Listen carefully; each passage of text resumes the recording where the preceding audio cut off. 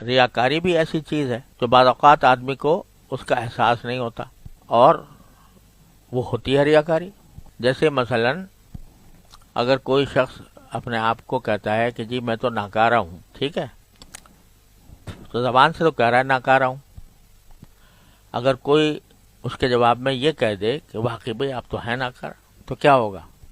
وہ اگر کوئی آدمی اس کی تصدیق کر دے اور کہے کہ بھئی آپ نے بالکل صحیح بات فرمائی، آپ واقعی ناکارہ ہیں، تو کیا گزرے گی دل پہ؟ اس سے پتہ چلا کہ ناکارہ جو کہہ رہا ہے وہ ویسے ہی دکھاوے کو کہہ رہا ہے. یہ اس لیے کہہ رہا ہے کہ تاکہ لوگ مجھے متواضع سمجھیں.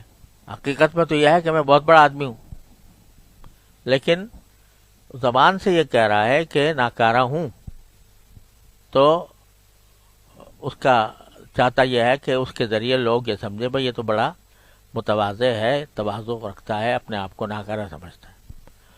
تو یہ ریاکاری ہو رہی ہے، مگر غیر دانستہ. یعنی وہ سمجھ نہیں رہا کہ میں یہ ریاکاری کر رہا ہوں، لیکن کر رہا ہے.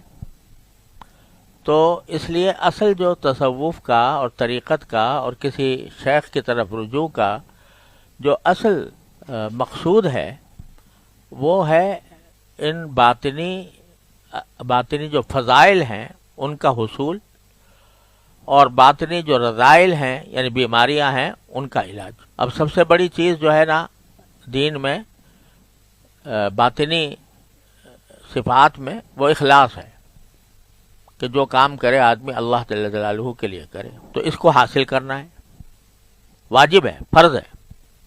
ایسا ہی فرض ہے جیسے نماز فرض ہے، اخلاص کا حصول بھی ایسا ہی فرض ہے.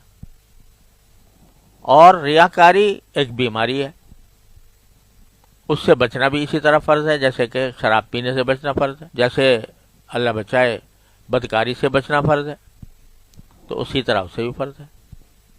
تکبر ہے تو اس سے بچنا فرض ہے. تو اصل مقصود جو طریقت کا ہوتا ہے وہ باطنی اعمال کی درستی ہے. تو اسی طرح جو باطنی بیماریاں ہیں ان میں بھی ضرورت ہے کسی طبیب کی، روحانی طبیب کی. روحانی طبیب آج کل کہہ دیتے ہیں تعویذ گنڈا کرنے والوں کو. تو وہ میں پچھلی مرتبہ عرض کیا تھا کہ وہ کوئی روحانی طب نہیں ہے. روحانی طب یہ ہے کہ جو کسی انسان کے اندر یہ پکڑے کہ بھئی اس کے اندر تکبر پیدا ہو رہا ہے، تو اس کا علاج کرتا ہے، اس کو بتاتا ہے کہ یہ کام کرو، یہ نہ کرو.